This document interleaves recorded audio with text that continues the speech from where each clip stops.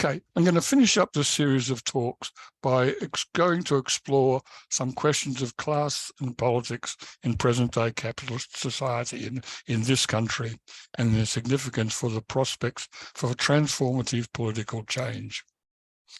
I will briefly reflect on some fixed beliefs which have persisted on the left since the 19th century. From the outset, I want to recall the observations made in the very first day about idealism and materialism.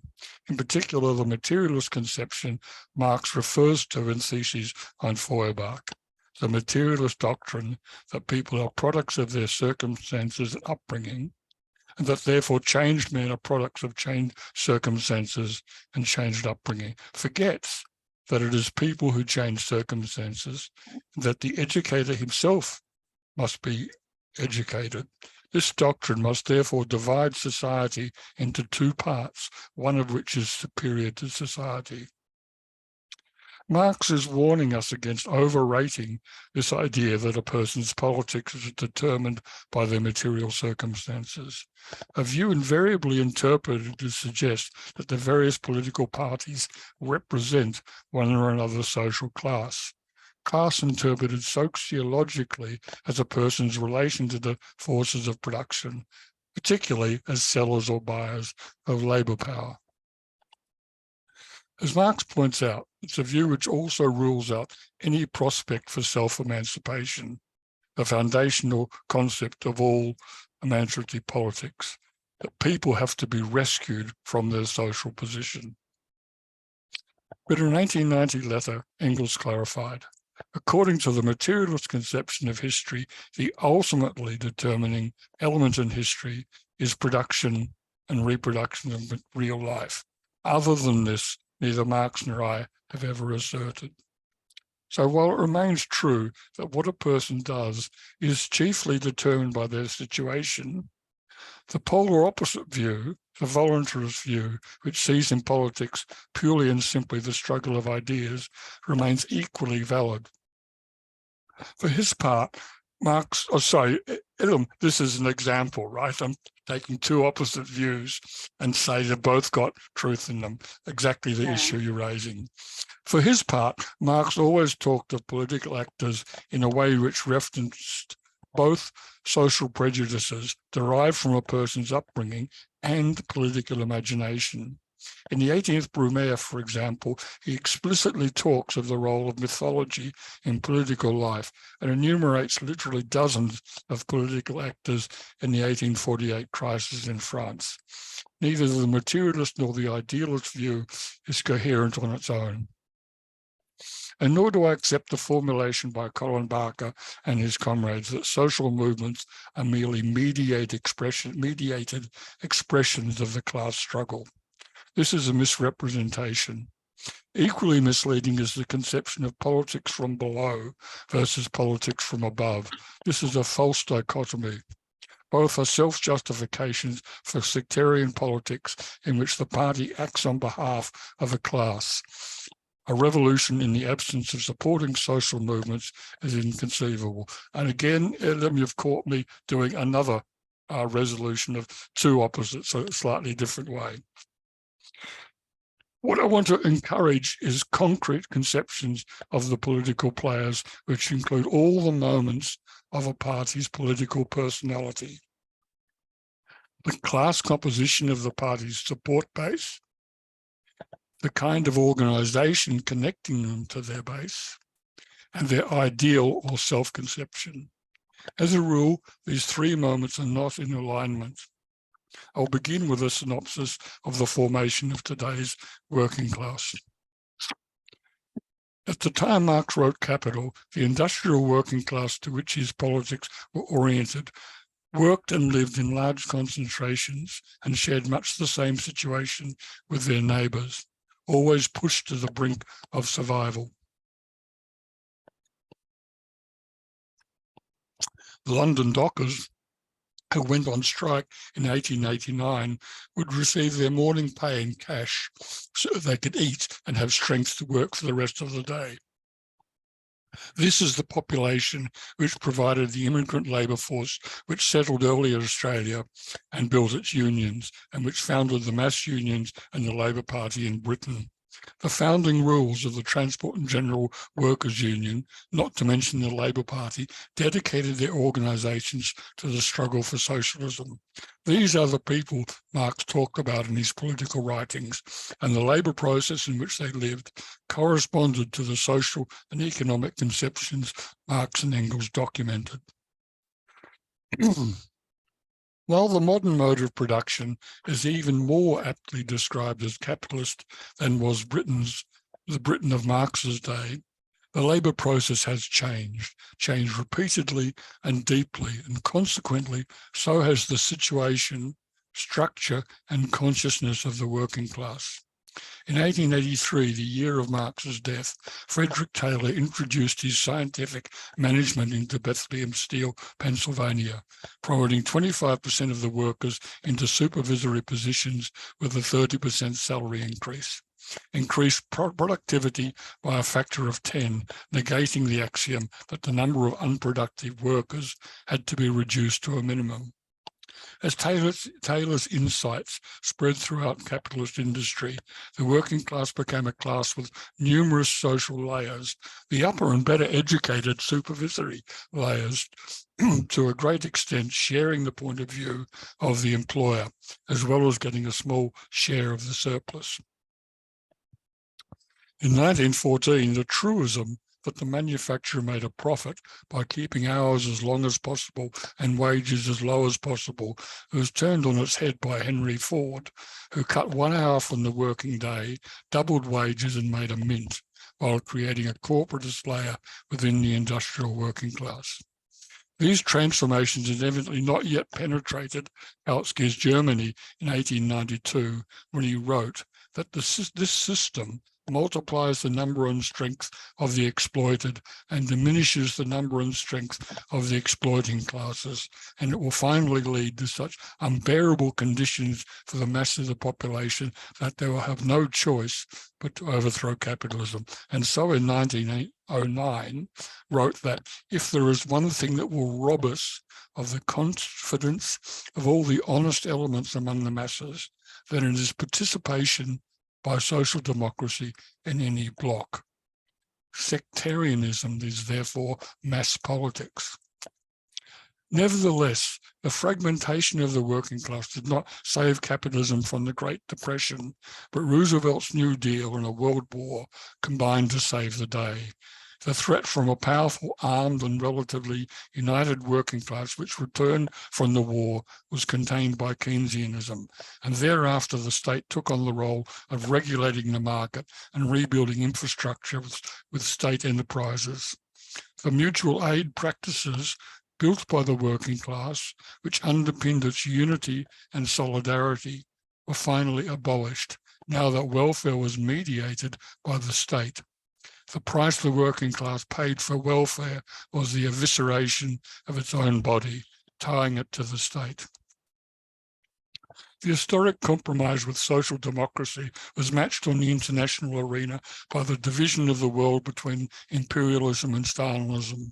Left out of this deal were the people of the former colonies, African Americans and women, triggering a series of social upheavals which decisively dislodged the organised working class from its hegemony over progressive politics. The socialisation of women's labour transformed the entire social landscape, just in time for Toyota to break down corporations into their smallest components, each managed by teams of shop floor employees, meeting the demands of an exhaustively researched market, every niche individually catered for, with the emphasis everywhere on difference, distinctiveness, uniqueness, recoiling in horror from forced conformity, bringing market relations into the company, outsourcing everything and shattering the last remnants of solidarity between fellow employees. Every ditch digger or porter is now a small business person. And make no mistake, selling your labour rather than your labour power is a significant change in your class position and your consciousness. With manufacturing and even services completely globalized, the majority of actual production being done in the low-wage economies, workers in countries where they have rights largely share the benefits of exploiting workers in China and Bangladesh.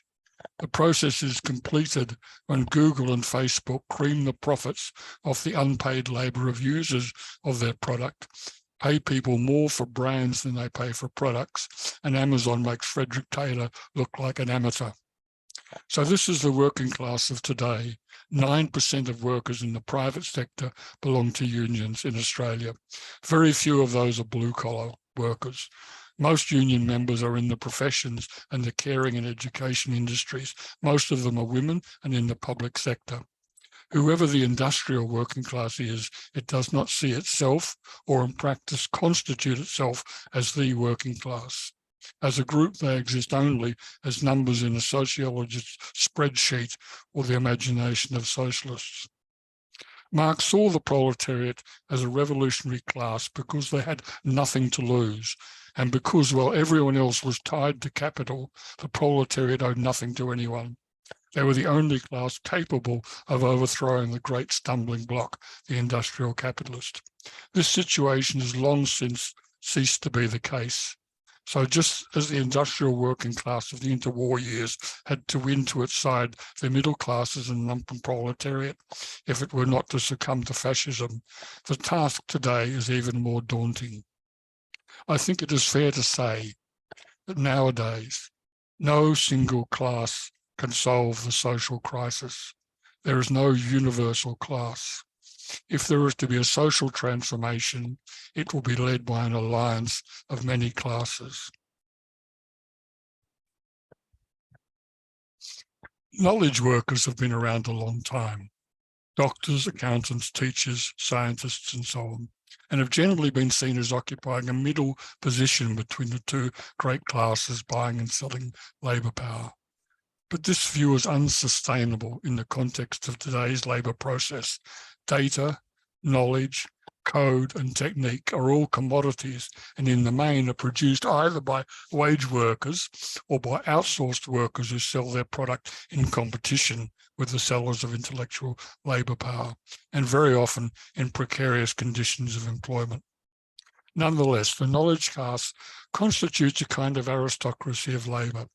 If we believe the aphorism that the ruling class of each age have ever been the ideas of its ruling class, then we would conclude that either this knowledge class is the ruling class, something implausible, because although they write the user manual for capital, they own very little of it themselves, or that the knowledge class play a very crucial role in the bourgeois form of rule today. They staff all our political parties. They convince us to agree to same-sex marriage, sing "We are one, but we are many" along with the ABC, and diagnose our lactose intolerance. Marx must have had them in mind when he wrote, "Constant revolutionizing of production, uninterrupted disturbance of all social relations, everlasting uncertainty and agitation distinguish the bourgeois epoch from all earlier ones. All fixed, fast-frozen relations with their train of ancient and venerable prejudices and opinions are swept away. All new-formed ones become antiquated before they can ossify. All that is solid melts into air, all that is holy is profaned." Marx had in mind that the ongoing transformation of the productive forces would require this destruction of tradition. But the ideological work of making it happen, that has been the work of the knowledge class. But when we sing "We are one, but we are many," that very much implies equals facing one another in a frictionless market, each one a property owner recognized as free and equal by other property owners. The progressive mantra sits very easily with neoliberalism. The climate crisis cuts right across this, though, doesn't it? Without a doubt, one issue above all others confronts every class, whether they like it or not. The ultimate commons, the natural conditions for human life, are in the process of destruction. The deregulation, privatisation and outsourcing of labour is costing too much. To its credit, the knowledge classes led the way in making us aware of this wanton destruction by capitalist industry. The cross-cutting of these two imperatives, regulation in defence of the commons, deregulation for individual freedom, created a complex ideological field. These contradictory tendencies are here to stay. If the average household is 2.6 persons today, this is not because anyone is forcing the children to leave home or forcing couples to separate. To the contrary, according to house prices, we are choosing to do that. When we can, we're also choosing to work from home. We put our parents into care homes, and we're much better off on industry super than relying on the government pension. That is, of course, all part of the neoliberal plan, but it is the reality we live with. The connection of the ALP to the trade union bureaucracy is pretty well established, if arcane. The connection of that section of the bureaucracy which the ALP controls to the membership of their unions is tenuous, and the connection to the broader demographic working class is extremely tenuous. I spent a lifetime in the union movement, and to be honest, I spent almost as much time fighting the Labour Party as I did fighting the employer. Since the late 1940s, ALP branch meetings have been largely attended by lawyers and other knowledge workers. Not that this is any different from parties to their left. Historically, the ALP has been central to the Australian nation-building project that led the country through 2 world wars, set up the welfare state, opened the country economically and culturally after 14 years of conservative rule, moved the country decisively into the neoliberal era in the 1980s, through the global financial crisis, and are currently leading the capitalist economy through the sustainable energy transition. The ALP has always been the party whose project was the modernisation of Australian capital. The Liberal and National parties have always been parties representing conservative sectional interests within Australian capital. But the difference between the two sides should not be exaggerated. The welfare state and public enterprises fared perfectly well under Menzies. The differences have always been more cultural than class political. That is to say, both parties are competitors for management of Australian capitalism. Capitalists maintain a hegemony over political life in Australia, unperturbed by its exercise through competing political parties. The LNP differs from the ALP only in that the knowledge class shares its role in running the LNP with individuals who have come to politics as owners of capital, which is less so in the ALP. But very few ALP MPs actually rose from the shop floor through the ranks of their union, however. Dating from ancient Greece, when a state was said to be a hegemon, when it ruled Greece by sharing the benefits of its rule with other states, on the basis that you agree that the hegemon's enemy is my enemy. That is, capital rules in Australia on the basis that while classes may fight each other in exchange for a share of the surplus, they all agree to support capital accumulation. The opportunity to exercise hegemony arises from the failure of the situation that Kautsky had looked forward to. Capital was confronted not by one homogeneous mass of workers, but by a plethora of competing social classes who could all be offered a stake in the system. It is abundantly clear that the knowledge class has emerged as the leading beneficiary of the hegemony of capital. Small business is in reality little more than another client of the hegemon. Most small businesses exist largely as vehicles for distribution of the surplus extracted by mining, finance, and a few highly efficient large manufacturing, retail, and other service sector corporations. Liz Truss's Prime Ministership in the UK lasted only 7 weeks, most of which was spent in mourning the death of the Queen. What her leadership demonstrated is that bourgeois ideology exists and promulgates itself through the action of the market. Her attempt to impose an ideological solution to Britain's post-Brexit crisis enthusiastically supported by Tory party members, collapsed almost immediately as a result of the finance market's response to her policy. Macedonia exercised its hegemony over the Greek peninsula by military might. Capital exercises its hegemony today mainly through the world market. Consequently, the class struggle generally takes place through the struggle to upvalue the price of whatever a given class has to sell. This rule is by no means restricted to relations between employers and employees, but is universal. Under these conditions, it is difficult to imagine a way to escape the hegemony of capital. Nonetheless, the 2008 global financial crisis and the 2020 pandemic demonstrated that on its own, without state support, capital is ever vulnerable, rushing cap in hand to the state when things turn bad. The sharpening climate crisis suggests that other such moments of vulnerability will follow. But at this moment, I see little sign of a movement capable of seizing the opportunities such moments provide. One maxim which may be of use in imagining a way to square the circle of this paradox is this.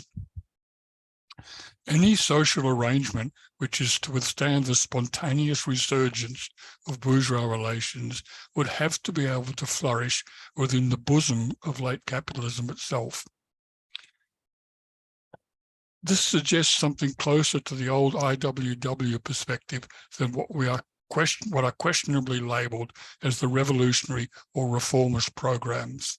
To illustrate this again, Ellen, another example of finding a third way, right? To illustrate the point, those heroes who managed to run their households and businesses without putting carbon into the atmosphere or plastic waste into the environment in the midst of a world doing exactly the opposite, exemplify the same idea with respect to the natural environment.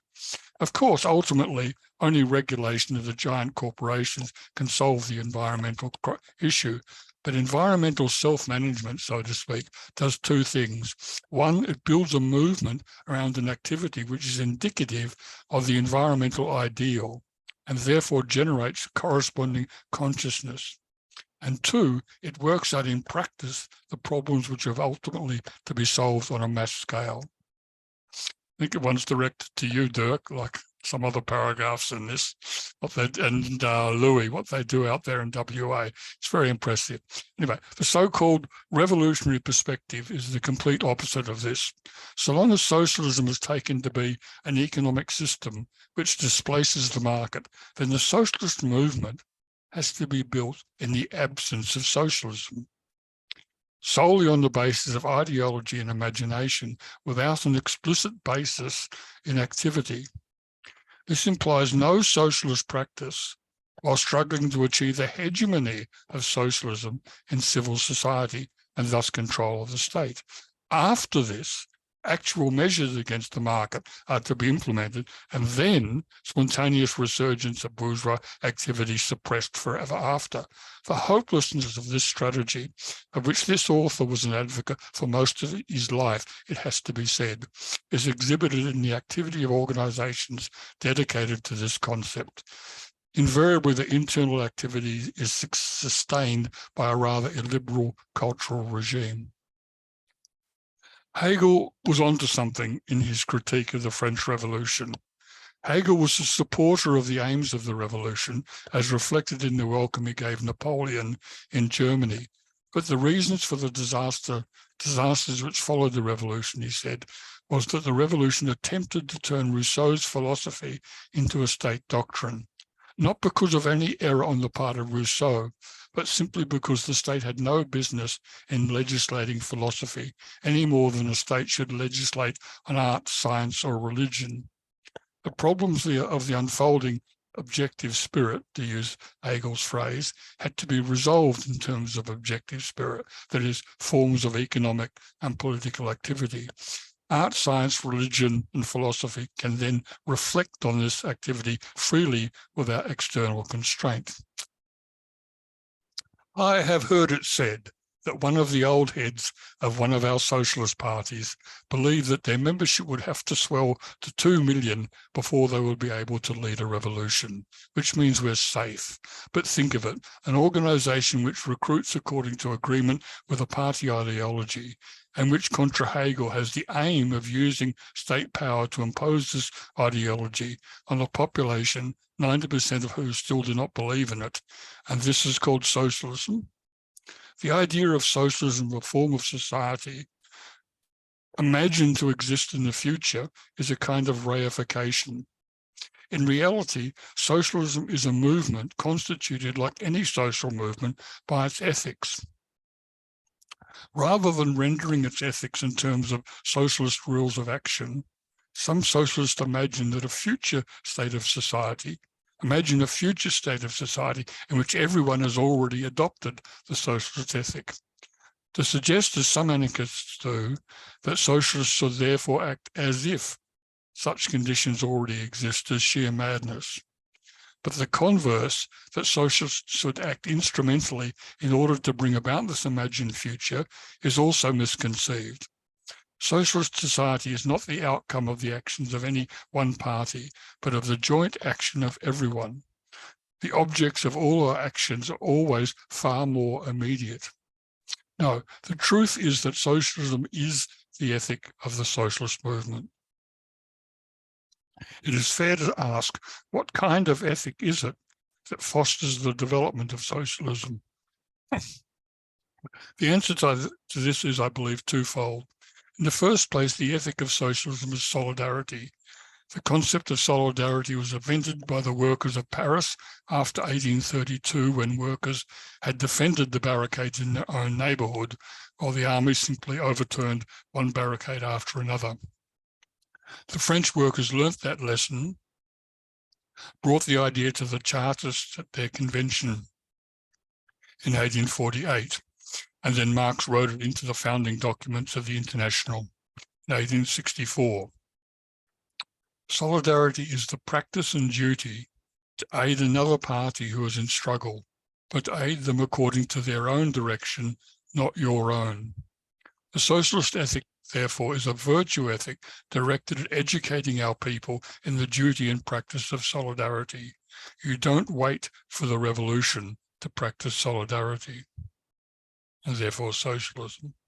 To conclude, I will return to the materialist thesis I began with. People's actions are determined by their situation.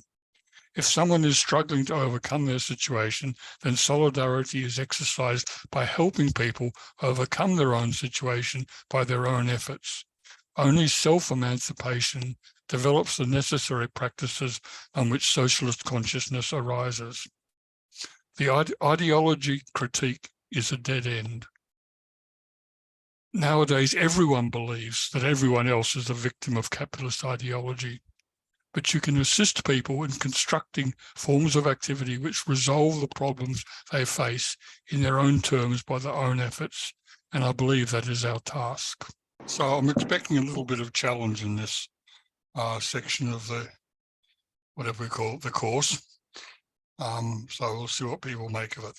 So anyone got a question or point they want to make? I just had a question around unpacking solidarity in a little bit more depth as well. I was actually came across a book, it's called On Solidarity and Conflict, written by Nathan DeFord, who looked at solidarity. We should unpack it as a political concept rather than a moral injunction, and that solidarity is not just something that we show for others, or that the people with more privilege, for example, will express or show for those who are struggling or oppressed. It's also something that the oppressed do for each other and with each other within solidarity groups and within struggles. And I think if we under-theorize those political dimensions, we sort of forget the necessary conflicts that can happen within solidarity groups or within solidarity as a whole between groups, and how that can, working through that conflict is still kind of a healthy part of democracy building within solidarity. it's a broad question, but I'm really interested to unpack with you that concept of solidarity and how it can become, I think you're sort of saying, almost a universal social norm, and that in itself is socialism. Yeah. Well, those last words are where I'm going with the concept of solidarity. It's really good that someone's written a whole book on it. And what you tell me, it sounds like an interesting book, because it's certainly an idea that deserves whole books to be written about it. I don't make a big deal of the more privileged extending solidarity to the less privileged, or the solidarity between those sharing the position at the bottom of the heap, or for that matter, solidarity among individuals involved in struggle. It's all solidarity. You don't expect someone to abandon their relatively privileged position in life just to be politically correct. What they should do is extend solidarity to people that need it. So no problems with examining it along those different axes. Certainly, I think my first lesson in solidarity came when I burnt my draft card.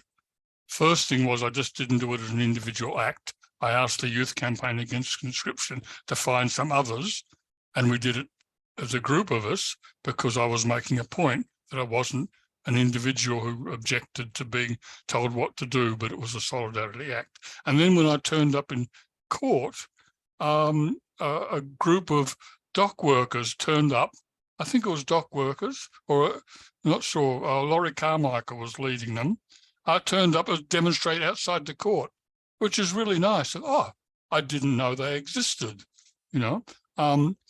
But so we probably learned solidarity when we were individually engaged in some collective struggle.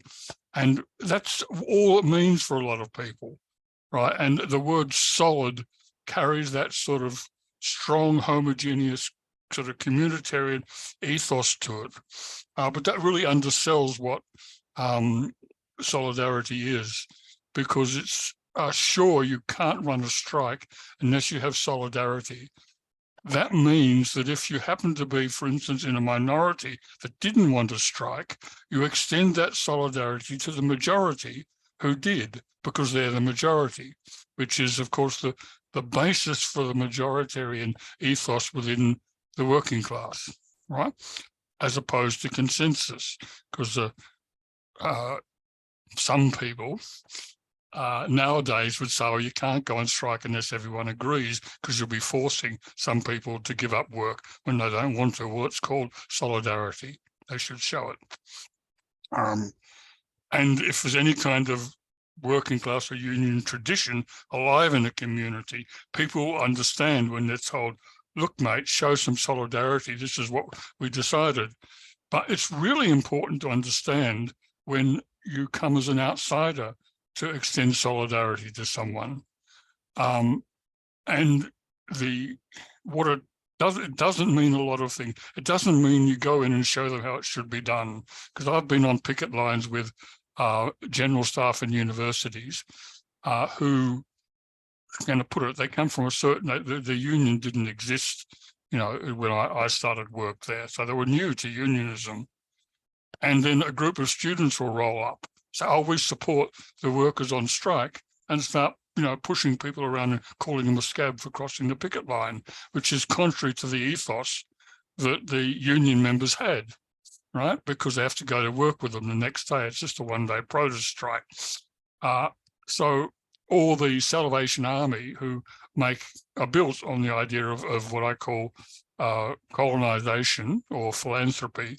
Yeah, I'll help you, but you have to come to my church service afterwards. So, yes, if to the extent that solidarity is a universal ethos, then you have socialism. Never mind what the institutional structures are or who owns capital or whatever.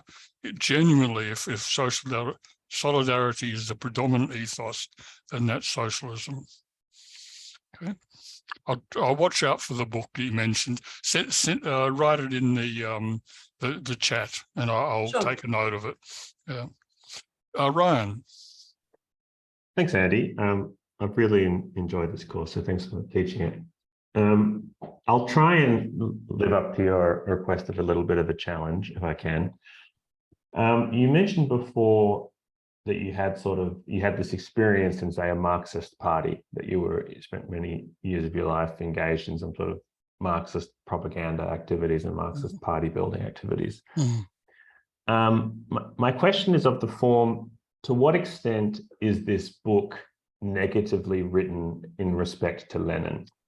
In the sense that, to be provocative, perhaps no one would be reading Hegel today if it wasn't for Marx, and no one would be reading Marx today if it wasn't for Lenin.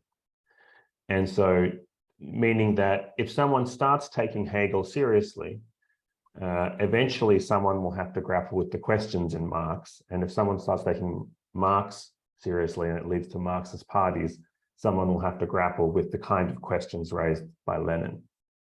And so to what extent is the sort of this return to Hegel, this like readdressing not just the Hegelian content in Marx, but in some sense, the Hegelian system as a project for revolutionary action or social political action. To what extent is that defined by your experience with Leninism and Lenin particularly? Well, I think it's kind to call it Leninism. I've cited Lenin several times in the course of this, and not accidentally, because he was a leader of the working class of the first rank. His problems were not any shortcoming or mistake in his thinking. It was the fact that he was a Russian, and Russian was a backward country with a huge mass of peasantry. And as soon as the revolution happened, he was confronted with a civil war and the conditions under which it happened, with the intervention of 14 armies against him. History unfolded in a certain way that, I'm going to put it, Lenin's not responsible for that. Any of us in his place probably would have decided to fight on and hope that at some point or other the tide would turn and the workers of Germany or United States, whatever, would come to their aid. But of course, Lenin was out of the picture by 1921. But I'll plead guilty, basically, to yes, my experiences, both positive and negative, of I think it's about 13 years in a highly sectarian, extremely disciplined and tight Trotskyist party in Britain, conditioned my approach. But say that ended in 1985, and I came back to Australia, and I pursued the Trotskyist stroke Leninist project for let's say 15 years after that, quite free of the kind of sectarian harness that I was in as a member of Healy's party, just really creatively reinventing what a Leninist party ought to be under conditions in Melbourne. And it was the exhaustion of that project when what it produced was a small group of half a dozen. I mean, not unlike what you do, Ryan, except we were mainly oriented to intervention in the unions, and we we used each other as like reference points, sounding board, comrades to talk to and work out what to do. We never had a party line or anything, because we thought that whatever campaign or union or whatever we intervened in, and intervened a terrible word, but we actually called the group Communist Intervention, so I can't get away from it. That was where the line had to be decided.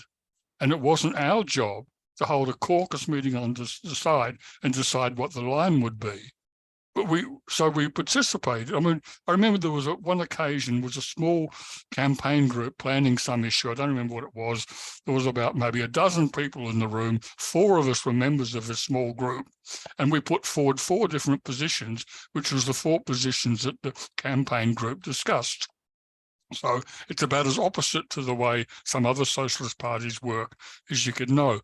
But still, the experience of, 10 or 15 years of working just whatever way I could exhausted itself. And I became, by the time you had the Back to Marx movement after the fall of the Soviet Union, and a lot of people across the world re-evaluating the Marxist legacy, I was well prepared to say, we've got to get behind this. I then what's the word, de-trust? I didn't trust any I lost trust in what I'd learned from the entire second, third and fourth international. But so I went back to Marx, and of course, going to Marx then meant going back to Hegel. And actual fact, after that, I spent a year studying pre-Hegelian philosophy to understand Hegel. So it's true that a lot of that was a reaction to the most sectarian and bankrupt experiences, but also I learned a hell of a lot out of that. I learned how to be a unionist with help from comrades. I learned how to build party branches, how to do propaganda. And I learned I met some brilliant people in that group as well.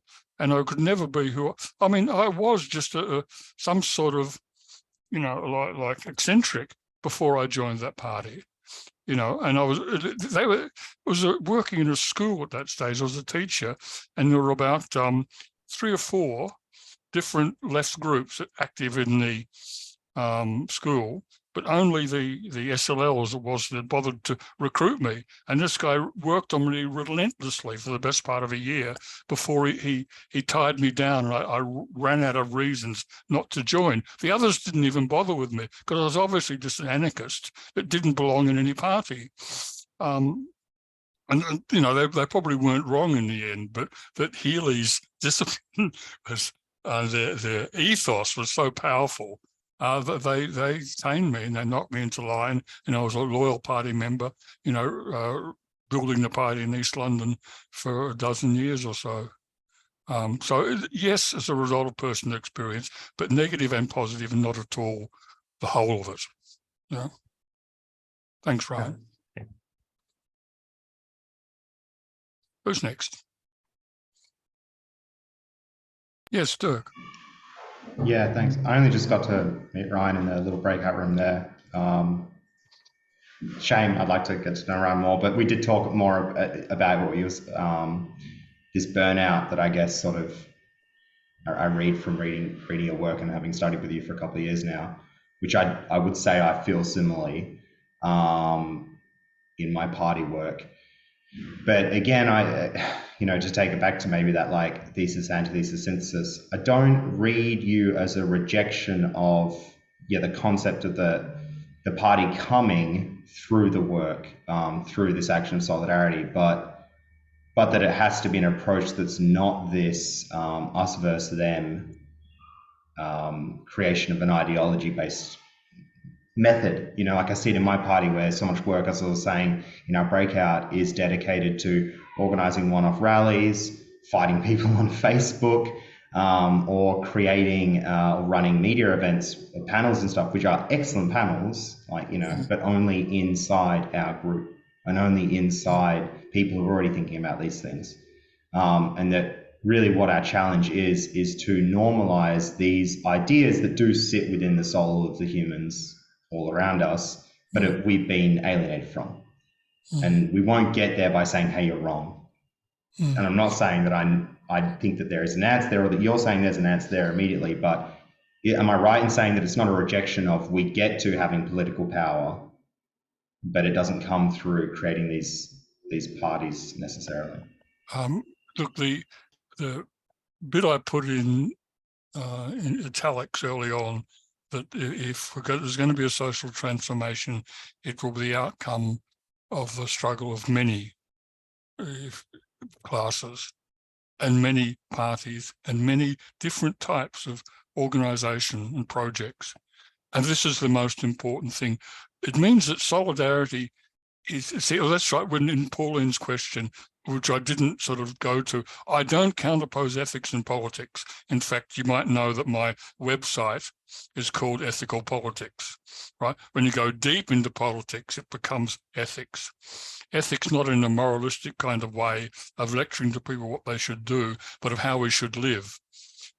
So it means that if you live your ideals, then you don't have to, it's not instrumental in the sense that you're only doing this, you hate it, and it's an awful way of living, but you're doing it to bring about a situation where all be well in future. It doesn't work. You have to find a way of living which is in the situation you're actually in, not in some invented situation, makes sense.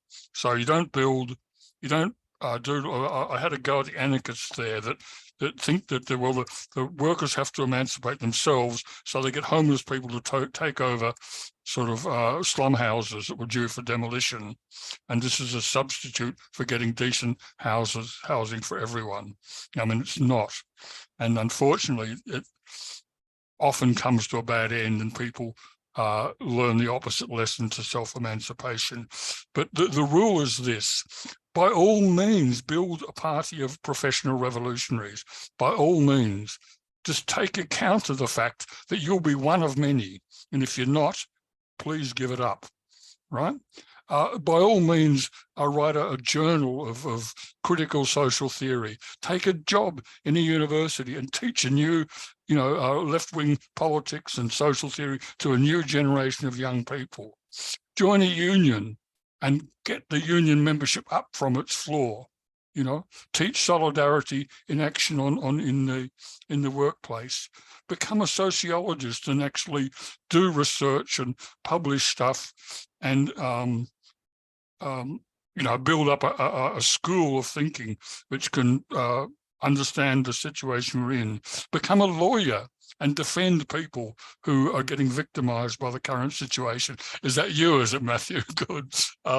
Yeah, there's any number of ways that you can contribute. And if we're all working in these different ways, it's clear the relation of one to the other is a relation of solidarity. So, for example, when I burnt my draft card, this guy, I forget his name now, which is shameful, but he was a QC. He was also a member of the Communist Party. So he came along and he defended me, right? So that's great. And that's what he did all the time. He's a famous guy in Australian history. I'm ashamed of not remembering his name, but he worked as a lawyer. He was at the top rank of lawyers, and wherever someone was being victimized or someone taking a stand somewhere, or someone like Janina's husband, Peter, was, charged with some criminal offense for doing a protest, he'd come in there and defend them. He'd also, of course, make $1 million defending some corporation that paid the bills, right? All these methods, write a book. I mean, the feminist movement proceeded largely by people writing some terrific books, which everybody read. But I don't think there's not a single road, there's not a single class. But the thing is to learn how to support each other and not try and colonize each other. I bet.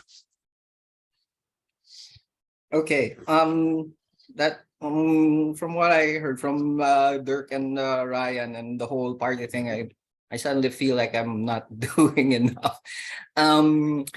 Just a disclosure, I guess. I was talking to it with Louis. Even now that I'm teaching here at university, stuff like political economy and things like that, while doing my graduate work, I was never actually an academic for the longest time. For more than 20 years, I worked in corporate finance. I was an investment banker. I helped our government with privatization and all that. So I was actually, I don't know if I look at, but I was in senior management in a lot of those instances. And given the things that I went through, so I know that world that you were talking about, that stratification of labor with the managerial class and all that. And that's something that that's where I came from. The fact that I'm more on the left now is probably thanks more to my wife, who is a sociologist, and he has all of these books by Marx lying around. And because the commute from where I am to where I used to work is about 2 hours one way, I got to read a lot of it, and I started looking out the window and seeing the destitution, and just ask yourself, what the hell is happening here? But a point about that stratification of labor that I found very interesting, particularly when we say that these days capitalism has changed from the time of Marx, wherein the exploitation was simply about the extraction of the surplus value from labor in a more direct way. In today's society, I guess in a more financial capital society, the highest level is with the financial capitalists. And the idea there is that while the value that they get is still from the labor, the surplus of labor, it's this managerial class that's pretty interesting, because they too are labor. They also work, but what kind of work do they do? The kind of work that they do, at least from my experience, is to help the ones in the top, the investors, to make decisions. That is the very essence of their work. They don't produce, we never produced anything of value except these materials of knowledge that are used for making decisions. And when we think about investment as is, investments pay off because the decisions are actualized. That is basically the long and short of it. So when I think of the dynamic now, particularly with this kind of a stratified class, knowledge managerial class, that is basically why they tend to say have more solidarity with investors than they do with workers, because their work is generally about helping these guys make decisions. And that when we think about the way we even think about words like innovation, investment payoffs, all of it is about making good decisions, and such that the value in the modern economy is apparently all about this. And I guess for people like myself who come from that world, being totally disillusioned with it and all, and going into looking at it in things like, I mean, how many investment bankers actually try to study Marx and Hegel? But the idea there is, I think there is something useful in learning about that kind of stuff and looking at the contradictions, because there are many contradictions even within that class that possibly somebody can write about it. As you said, maybe there is value in being in the academy at the moment and stuff like that, something that maybe people can read. That the idea is to keep on looking for these contradictions, because the contradictions will not be solved by innovations that cover them up. The contradictions will still be there. Contradictions get solved when they are resolved, in that sense. So yeah, I believe it has to work in that kind of way. Yeah, look, you're in a very happy position about, because you've been into the belly of the beast. You know how he works, and that arriving at the position you are, that you want to do something to transform that, you can do great stuff, because you are fully qualified to teach the next generation of these servants of the corporations. But you can also, from that position, prepare their opponents not to be less poetic about it. But what you have to be aware of, I tell you, there's a book called Winner Takes All. It's written, the guy's an Indian guy, I think he's probably a New York Times journalist or something, but it's got an Indian name that I can't remember. Winner Takes All. And this book, he goes into the social layer of investment advisors who have decided that, oh, this was all they're wealthy now and they should do something about the poor. And then what they do is that they apply their investment finance skills to, people in some poor village in some country or whatever. But what they do is by applying the methods they learned for getting financiers rich, and what happens is they just repeat that. Like, you have some poor farmers have to sell their crop in the city, and 2/3 of the value go to the middleman, right? Taking it to the city. You think, oh, these poor people. Let's set up a efficient way so they can get the full price of their product. Fantastic.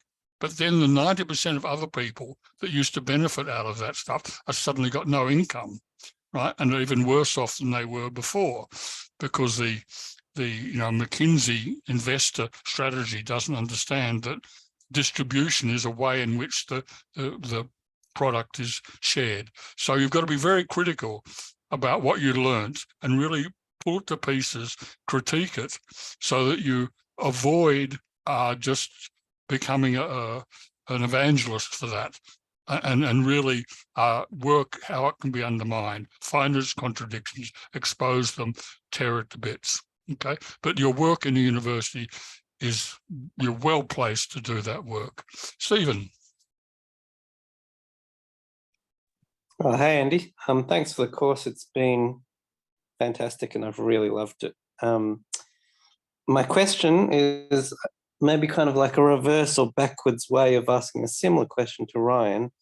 And it's also going to betray what residues of Trotskyism are left in me, perhaps. But when I listened to and read your final lecture, I suppose my mind kind of said, oh, there's a return to movementism or something. And I guess I felt a sense that of kind of maybe relying on like spontaneous social movements, or maybe a more optimistically social movements that in their plurality generate more sustained practices of learning from history.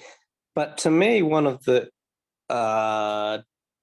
distinct trends in the last, say, 20 years, say compared to maybe the 60s and 70s, is that contemporary social movements seems to me have been relatively ineffective and in a lot of ways naive to history.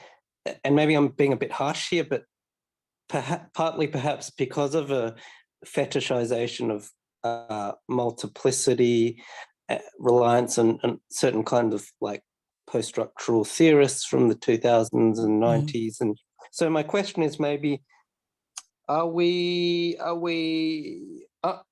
just relying on a kind of faint hope that social movements will do better? And how do we avoid relying on some kind of almost postmodern movementist leap of faith or something like that?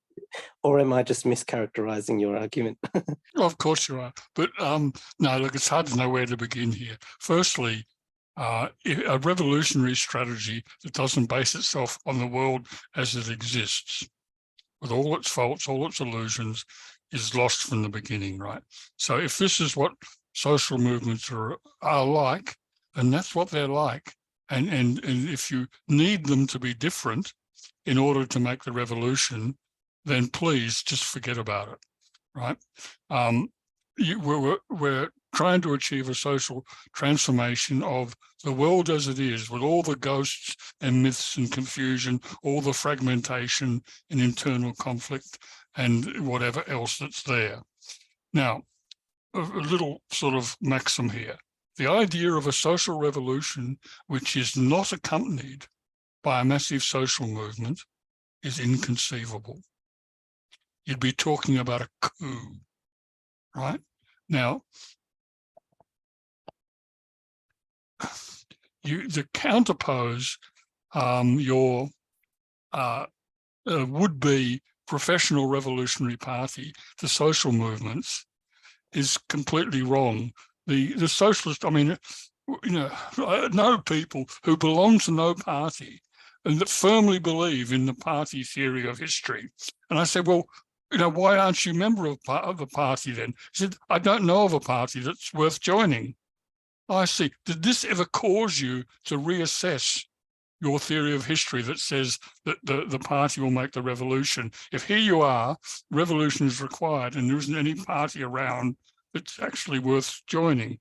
That's of course the same comment you can make about social movements. You know, they're inadequate. So really, socialism in its various forms is just another social movement. But insofar as it's different, my observation is to a great extent, they parasite off social movements. So what you do, you have some movement going on, it might be a strike or save the forest or something. And, you know, this is sort of like the classically the DSP. So they go along and they intervene in it. And they go beyond selling their papers. There'll be probably someone on the campaign committee who's a party member. And then the struggle lasts for a month or a week or a year or whatever, it's all over. And then someone joins the DSP as a result. And in my experience, all the people that have witnessed that from the outside develop a total loathing of the DSP in particular, whoever it was, that kidnapped their best leaders and made them into party members and paper sellers instead of campaigners. Whereas, and that's a very cynical view, I know, but, you know, like parties don't exist on their own. They rely on struggle and movement going on around them in order to generate their new recruits and give them something to do and to train people. But the basis is I've nothing against people building parties. I mean, I myself, I've already said, I spent 13 years I joined a party and was there for 13 years. And that's where I read all my Marx and Lenin and Trotsky during that time, you know, and I started reading my Hegel during that time as well, under direction, right? How else is it, say, a young, you know, philosophy graduate from Melbourne University going to learn how the working class live and how they fight? But, you know, there's a strike going on, the party will give them some papers, you go down here and talk to the workers, whatever. So they play an important role, but they've got to stop, one, parasiting off other movements, using them for ways of recruiting or paper selling at the lowest level. I remember there's we're going back probably to the 90s, there was an opposition there, which was really somewhat Trotskyist.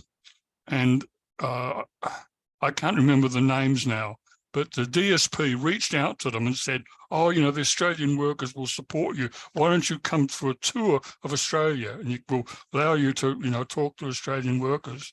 But so they had this tour, but the guy only ever spoke to DSP meetings. He never got to meet the ACTU or anything. So his mission, thinking he was coming to Australia to get solidarity for their struggle from Australian workers, was just, was betrayed, actually. And these kind of events are not unusual because the requirement to build the party overrides what the hell it's supposed to be for. So got plenty of criticisms, but build a party, do a better job of it. And that's fine, so long as you learn how to express solidarity and supportive and not colonial relations to other movements, right? Then we'll be fine. Matthew. Hi, Andy. Well, first of all, let me say, as everyone else has said, thank you very much for the lecture series. It's been great. Many questions. I'll see if I can get maybe one or two in tonight. I guess the first one I just wanted to sort of talking about, you know, the place of change, and that, you know, I'm a bit more of a pessimist around some of these things. You know, I kind of, you know, agree with Adorno when he says that, you know, the idea that things will work out is contradictory to Marxism. But I guess, you know, in terms of, you know, and I guess sort of my view of it is like, you know, that there'll need to be some sort of larger change in material conditions before, you know, a corollary sort of, you know, change in social conditions as well. But on that point, you sort of mentioned before, you know, that the contradictions brought up by climate change, you know, are going to be a key one in the coming generations. But I wondered if you had any thoughts about, you know, other contradictions in capital or in society more broadly that you sort of see at the moment as sort of key focal points, or where points where it might lead to broader changes? Yeah, look, well, you're right. My view is that the climate issue it's like you're going down a road that gets narrower and narrower and narrower. And at some point it's difficult to stay on the road because there's just no room. Something's going to happen. I think we're in that situation that the climate crisis will just cause more and more damage and crisis and things that will, create situations which open things up. But for example, the pandemic, which is, of course, arising out of the same process. Pandemic, happened because of the way we live close to animals with intercontinental, air flights between communities, right? The pandemic accelerated so many social processes. So there was always going to be a move towards work from home with all the technology and the nature of all the keyboard work and so on. But all of a sudden, within the space of a couple of years, sort of 40% of the population is working from home. A lot of things like that. The climate crisis will accelerate processes which aren't at all obvious. It'll bring contradictions to the front, and it's like unpredictable what they will be. One of the things that the pandemic did, it massively increased the concentration of capital. I mean, the corporations that were making money out of the pandemic just cornered almost the entire available surplus, and small businesses who were faced with forced closure for months at a time were going bankrupt. But Amazon and Zoom and Microsoft and things were and the mining companies who kept digging stuff out at a rate all during that, they were really raking it in. And it's one of these peculiar situations at the moment with falling real wages and full employment, unemployment like at about 3% or something. It makes no sense. But then the problem is that if all the surplus is going to a few companies who don't employ many people, then the problem of distribution of that surplus through small businesses becomes awkward. So small businesses are faced with, we'd like to give you a wage increase, but we can't. You say, oh, look at the amount of profit that's going to capital rather than wages. Yeah, but I'm not getting any of that. That's all going to the bank or whatever, right? So contradictions like that are accelerated and brought to the surface. So it doesn't lead to any solution, but it creates problems which, if people could get their act together, exercise some solidarity and learn, then you have the opportunity. But I don't doubt that there's plenty of turmoil and chaos to come before that happens. Ryan, this is the second time round, so I'm gonna so cop a thoughtful a process here. If anyone else has a first question, please cut in front of me. No, go for it, Ryan. You're okay. I just wanted to pick up on something that you said in response to Stephen's question, in that you said that in some way socialism is just another social movement. Yeah.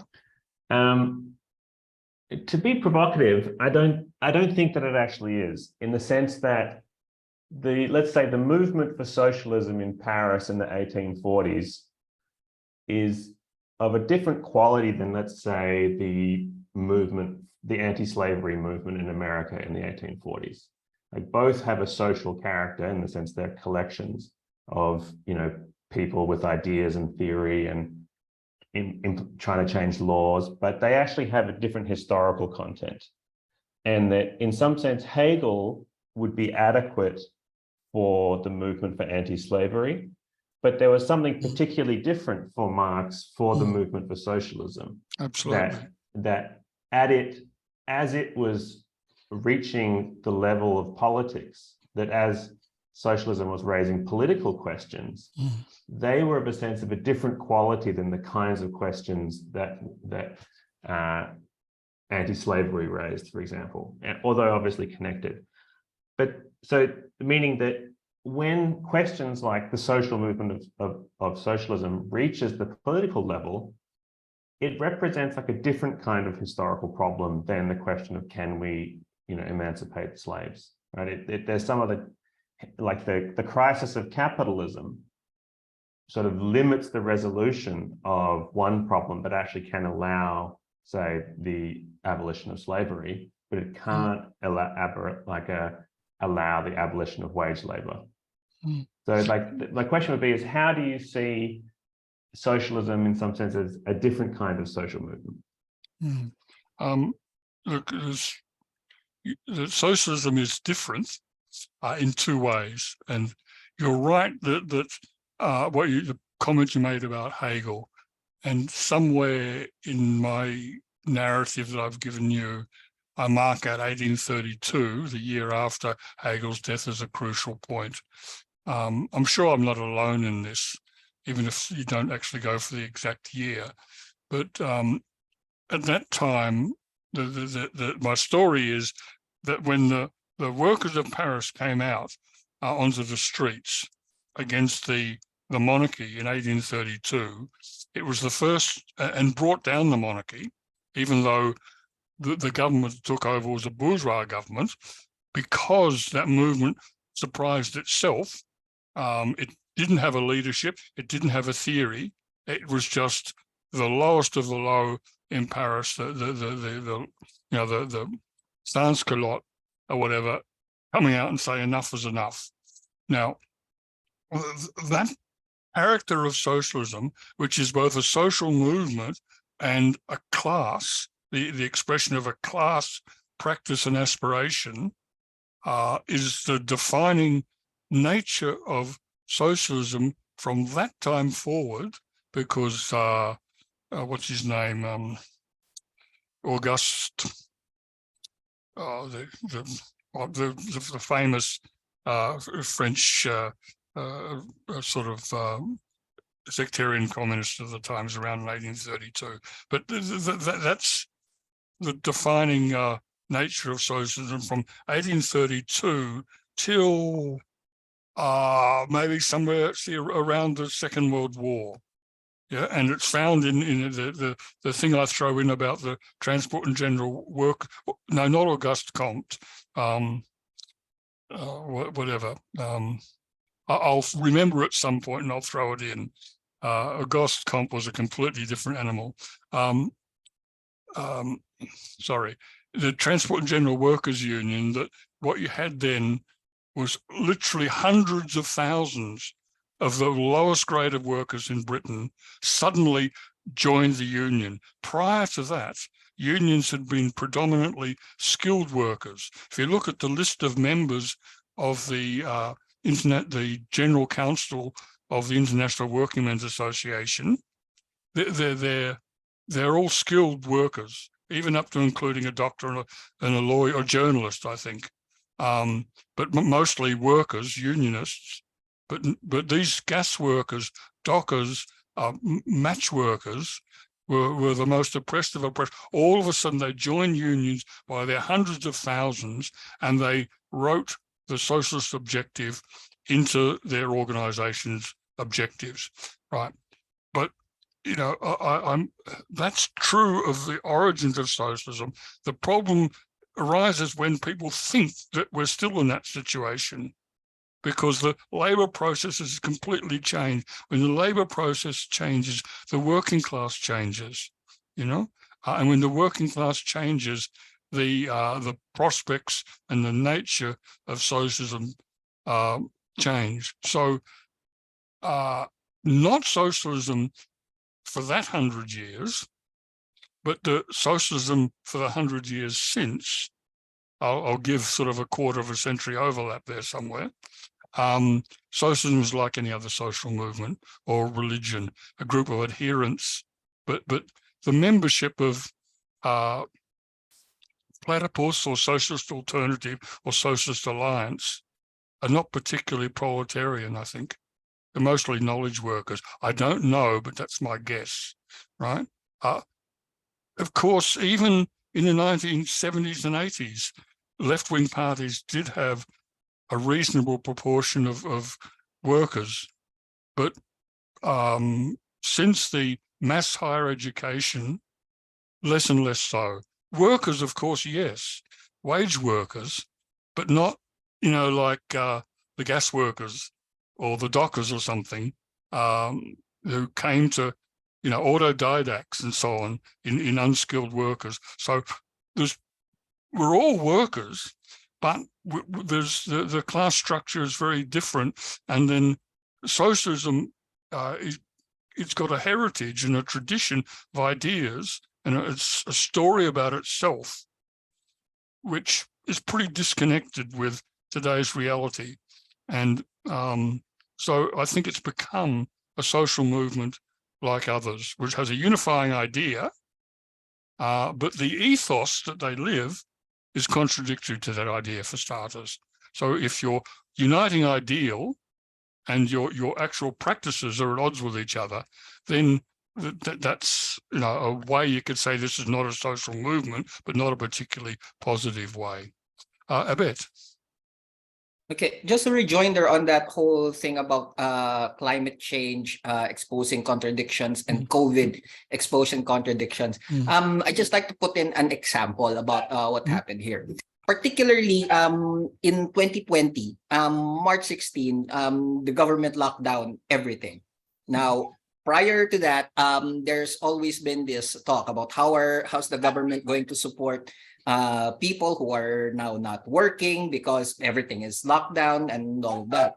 Now, the typical idea there would be, okay, the government doesn't have that much tax revenue, and we probably don't have enough money. About 4 days later, after that lockdown, the government, our treasury, got from the central bank around $6 billion. They raised $6 billion just like that. And that was used to fund a lot of the social programs that were needed then. Many of the conservatives here call them handouts, and okay, let's call them whatever you want them. But the contradiction that's very much exposed by that is that when pushed to the wall, even the whole idea of direct monetary funding, which is something of a taboo for any economist, nobody will openly say that we did that. Even our central bank, because I've read the minutes from their meetings, they're basically explaining themselves to the Bank of International Settlements for some reason, as if, and I thought we were actually independent of them. And they're explaining, no, this is only a very short-term thing. Don't worry, we'll go back to normal soon. But that contradiction was exposed in such a stark manner that this is a government that supposedly doesn't have any money. And all of a sudden, you have $6 billion now. So as somebody who worked in investment banking, raising $6 billion takes a lot of time. They did it in like 4 days.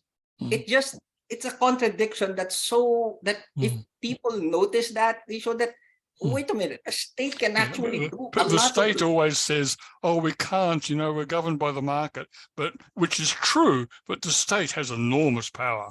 And if it wants to use it, the same thing happened in Australia.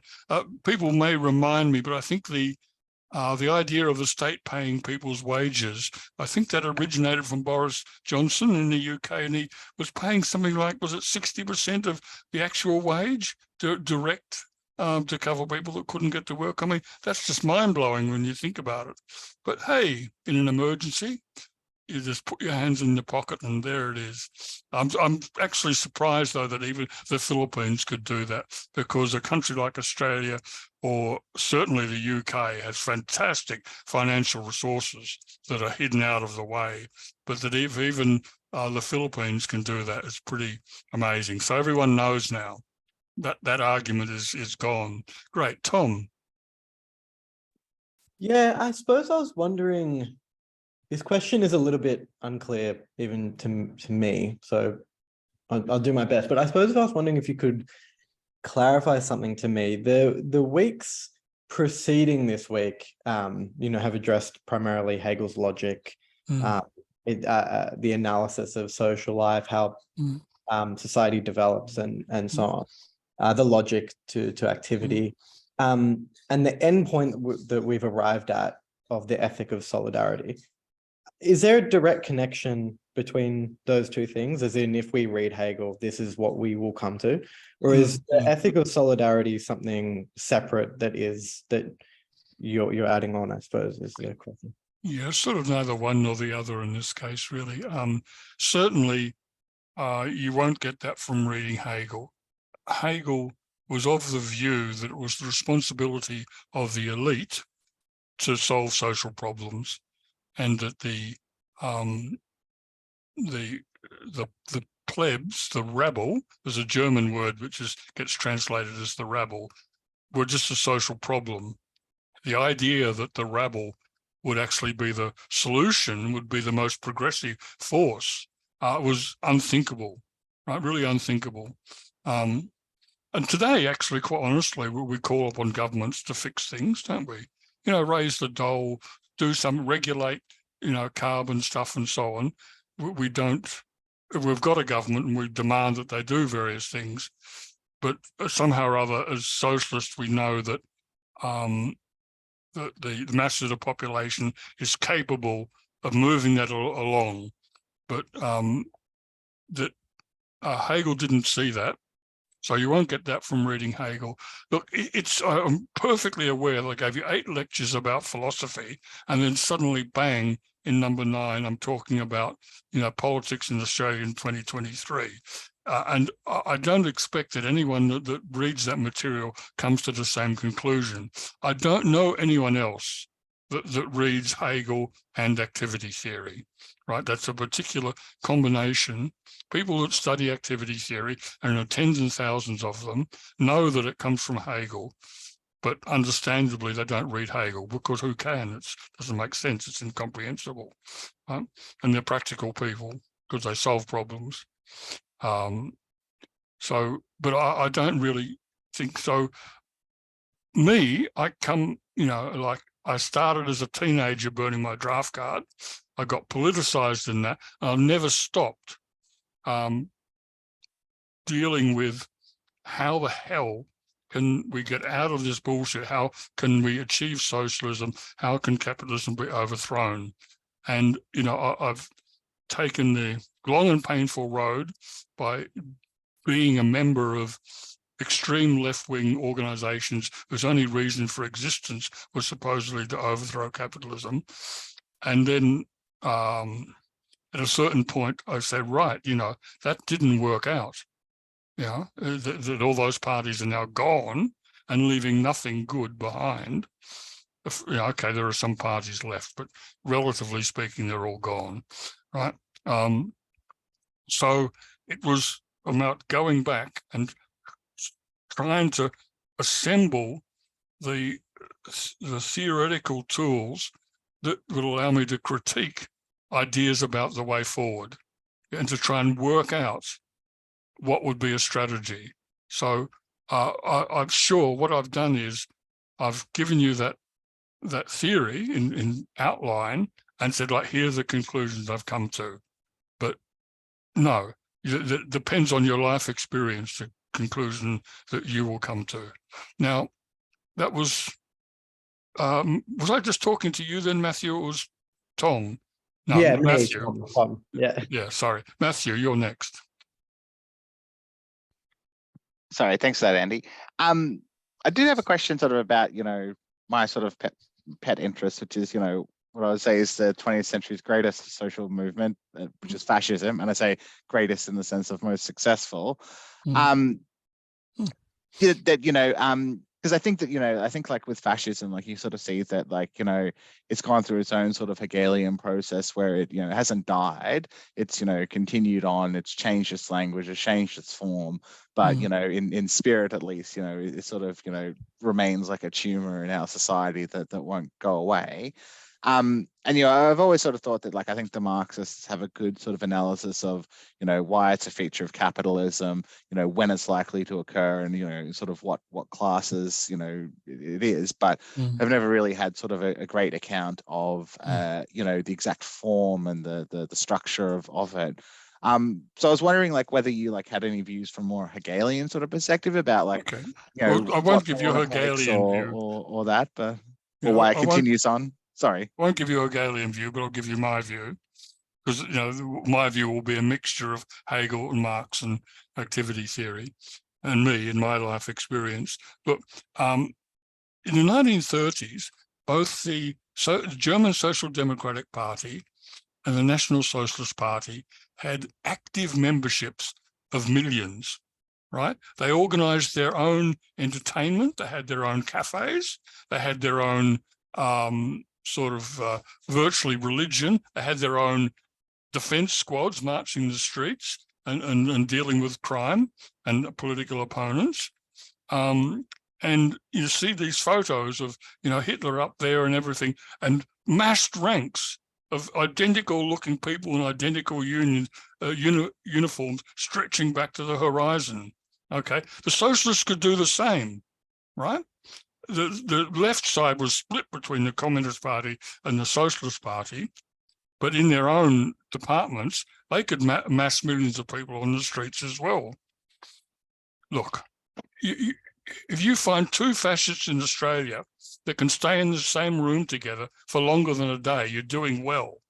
The One Nation, that peculiar election in Queensland in the 80s, suddenly had about 12 members of the Queensland Parliament. Before the year was out, there were 12 independent members. And it's, of course, I'm making fun of the right, but it's a different time we're in. It's a different kind of right wing. There are fascists, some really nasty buggers who are anti-black, anti-immigrant, anti-refugee, anti-Jew, and they believe the solution is beating the shit out of people and killing them if you can. But they're so small in number, really, that they're a social problem, perhaps, because the local council here held a citizenship ceremony, not on Australia Day, but a couple of days before, and a group of fascists came up, so that they were holding the event outside, so they just took it inside and the fascists went home. This is the part of this business of the difficulty of getting a social revolution up also makes it difficult to get a fascist movement up. Undoubtedly, the nearest thing you've had is Trump, right? Who certainly in his mind wants to be a fascist. And doubtless, the fascists you got in America have organized around him. But I think that movement is nearing exhaustion. They can cause trouble, but the idea that they could storm the houses of Congress and make a coup, they're fucking nuts. No Marxists think that if they could just storm the Capitol building, they can make a social revolution. We're not so stupid. With human material like that to build a fascist movement, Jesus, I'm always hesitant to say that's not a problem, because of course that's always what people are afraid of, underestimating these buggers. But the problem is capital. It's mainstream centrist capital. That's the real problem. They're the people who have to be overthrown. Sure, in the midst of chaos, fascists will pop their heads up and cause trouble. And we won't be the left won't be the only ones dealing with that. So will everybody else. Just send the message to the Building Workers Union and say there's some fascists down here causing trouble. End of problem. Right? Pauline. I just want to say as well, thanks, Andy. I've really enjoyed this lecture series. It's been really eye-opening for me and kind of my first go at really getting my head around Hegel. I just wanted to ask you, you sort of say, and rightfully so, there's no longer like a single class or this universal class that can solve the social crisis, and that we need to have an alliance of many classes. I was just thinking on what sort of agents of social transformation would you see as potentially leading the way today? And also, what's the role and antagonisms of the knowledge workers that you talk about as well, like the the problems and also some of the positives to the knowledge workers.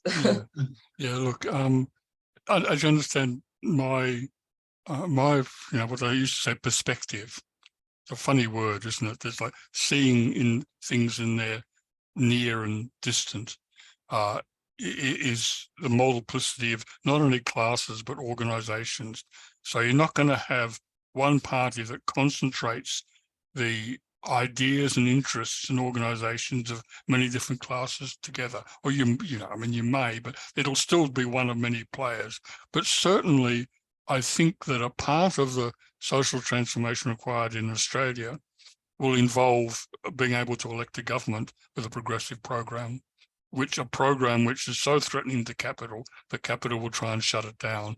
And that if there's a revolution in Australia, my guess, and it's only a guess, and it doesn't matter if it turns out to be wrong, as long as it turns out at all, actually, that's sort of the way it would happen here. We have the vote, and we have open political discussion, and I imagine that would continue right up until the last, because just at the time when the most reactionary elements in big capital want to shut down discussion will be at its highest, right, and the least able to be shut down. So I decided, whatever it was 20 years ago, to join the Greens, because the Greens are the party most likely to be able to win votes and get a substantial position in Parliament. So it seemed to be a good thing that they should be an effective party, have a good program. I mean, they're pro-union, social justice, all that stuff. They're perfectly good on. They're just as good as any socialist party, and they're very pro on the environmental issue as well, right? They're not perfect by any means, believe me, but they're worth getting elected.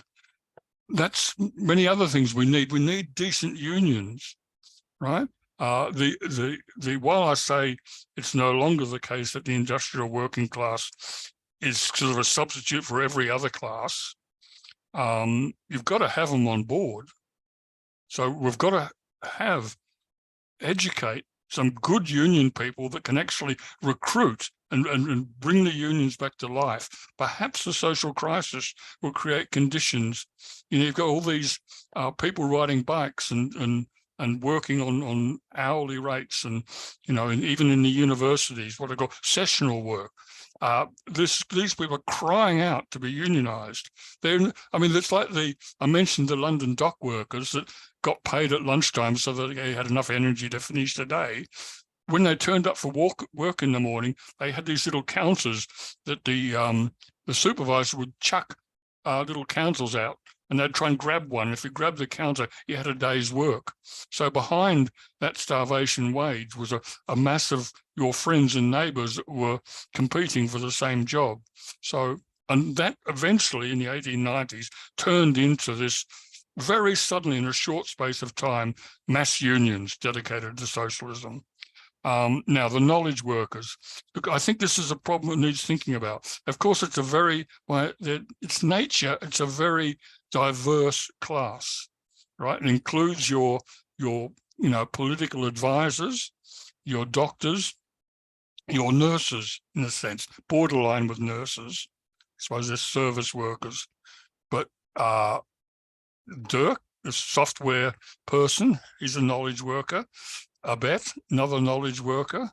Elim, what do you call an interpreter, knowledge worker. Stephen, a librarian, knowledge worker. Me, retired, no worker at all. Right. So their influence in day-to-day life is enormous, right? So you've got to take account of them. They are part of the working class. Yeah, because overwhelmingly they're paid wages. Either they're paid like I'm referred to the ditch digger who sells labour and not labour power. And it does affect your social position. If you're required to have an ABN, a business number, and then do all your own tax and super and things, even though you're working on an hourly rate for some corporation, it affects your consciousness. The guy that delivers my parcels here, Sammy, who's from Ethiopia, he had to to get his own van, which he has to maintain and license and everything himself, and his own insurance and everything, and he get paid per parcel, right? Now, he works his guts out, delivering these parcels all day, long hours, fast as hell, but he, you know, that he doesn't see himself like the postal workers, Arthur, who delivers the letters. You know, he's a different sort of character. He goes along at whatever pace suits him, you know, because he's a union member, and the postal workers union still sticks by people and won't allow them to be overworked. So a lot of knowledge workers are in that strange position where they're not, they're being exploited in the same old way, but their conditions of employment are sort of compromised so as to undermine the solidarity. So we have to work out ways to build the solidarity inclusive of knowledge workers, because if you have a revolution, same as in the early 20th century, to have a revolution, you had to get the police and army on side to some extent, right? Otherwise, they'd just shoot you all, right? You had to at least neutralize them. Or to make a revolution today, you have to get the knowledge workers on side because they run the machine, right? You need them, so we need them on side. And honestly, I fully imagine that most of them will be there on the time. Now, I saw a hand up from you, Dirk. Yeah, go for it, Dirk. Yeah, I mean, I realize I haven't added my thank yous. This has been fantastic. It has really helped. I think my earlier comment of being naive to it all, I'm like, you know, this has really helped solidify things in my head. Just if no one else, what do you think of the whole Lydia Thorpe voice leaving the Greens thing? Like, and I don't want to get too deep into it, but like the party that I'm involved in, Socialist Alliance, has been like talking about this breakup of the Greens, the internal contradiction of the Greens for a while now, to the point where members have started leaving. I'm like, well, if that's the case, I'll go join the Greens, getting ready for this like implosion. Any thoughts on that? There's not going to be any implosion. People are very sad, right? But Lydia's not going anywhere.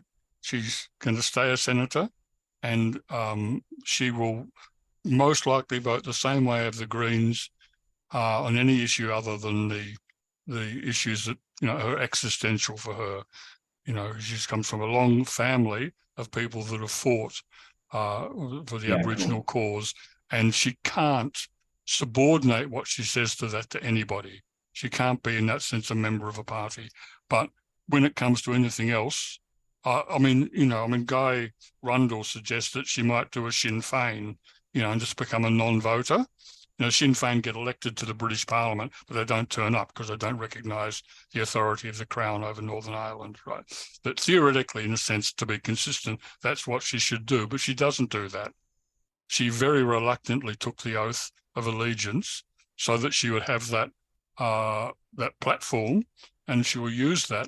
But as internally, of course, it's been a shock. But I tell you, for the past year, with Lydia Thorpe openly and brazenly speaking against the Greens policy, which is, treaty, voice and truth in that order. But since the government, we said what Albanese got elected, and the very first thing he says when he gets elected is, well, you're going to do the voice first. This year, within the year, we're going to do the voice. Well, to be at that point, to take a stand against the voice and to start advocating for a no vote is insanity. And everyone in the Greens, barring a handful of people in the Black Caucus, not all of them, but a handful of them, agrees. The Greens should not only be advocating for yes, but they should be out in front, convincing people to vote yes. But we couldn't do that because our most prominent, well-known and official spokesperson on it was saying, no, actually, you should vote against a no. We wound it up saying you vote against the voice, which is wrong. It's not she's entitled to have that position, expresses her life experience and so on. She's a out-and-out rejectionist. She wants no part of the settler, state. And, good on her. I just hope that a few years down the track, she will be operating as part of the Greens again. There's no split going on inside the Greens. The two people that are mentioned of having, two councillors of having resigned the Greens in the same day, both of them already had, both feet in a hand outside the Greens before this happened, before there was any sign of Lydia leaving. They just used that as a quick exit, and they were leaving for completely different reasons. And in both cases, again, it's a relief, probably sad, but a relief. So if Socialist Alliance thinks that there's going to be lots of disillusioned Greens people to mop up, then forget about it. Greens is actually now in a condition where they can actually start campaigning for the voice, which is what everyone wants to do. Yeah, we're getting Alliance included, it turns out. So sorry, yeah. Socialist Alliance included, of course. Look, Adam Bandt's still pressuring, claims he's got commitments for funding for treaty, and in any case, the treaties are happening at state government level, not at federal government level, and Andrew's government as well advanced in developing the treaty process with the Aborigines in Victoria. And they don't have to wait for the voice or anything, get on with it. Now we're getting near the end. If people want to follow up with reading, Marxist.org has all the writers in activity theory that you want, and it is the place to go to for English translations of Hegel. Right? You can find links to both of them from my homepage, which is ethicalpolitics.org. So on that page, you can get all my writings and you can track my critique of activity theory and Hegel over the last whatever years and so on. So if you want to follow up on some of the things I've talked about, start with my homepage and you'll see links to Hegel, Marx, and Vygotsky, and they're good starting points for the three elements of what I've been talking about. So we've just got 2 minutes left now. Any final words from anyone? Who hasn't spoken? Janina, you haven't spoken. Do you have anything you want to say? No, it's just that it's lovely. I mean, it's wonderful. The complexity is overwhelming for me, but I plan to go over your lectures and hope to learn more deeply. But I mean, really, I'm an observer. It's interesting hearing what the discussion as well. I think that's fascinating. Yeah, some different experiences that are coming to it from different directions. Yeah. Ellen, do you have any final words you wanted to say? It has been great for me too, like everybody else. Maybe just briefly, I might ask this in your mind. This the conscious raising is going to be byproduct of these solidarity and all the activities, or? Yes, I think when one party, the party in that loose sense of the word, I don't mean capital P, when one party comes to the aid of another party, both parties learn. They learn about the problems of the other party, and they learn about how the other party approaches those problems. So they're great learning activities, but particularly if you're got your back against the wall and you're really fighting for your life, and someone comes from elsewhere and helps you, it's a kind of learning process which is really constructive, because those can be life-changing experiences that will put, if the situation is particularly dramatic, people, who are in their darkest hour, other people come to help them, very likely go on the rest of their lives dedicated to reciprocating, right? So it is, solidarity is generative, both in the moral sense, in that, by moral, I mean in the broad sense, not the sexual sense, in the moral sense, as well as in the cognitive sense, yeah? That's what I hope, and I hope that a world in which solidarity was the universal ethic would be a world in which one continuously was uplifted by the solidarity of others and continuously learnt through the problems and struggles with others. Good. Okay, that's the end of this.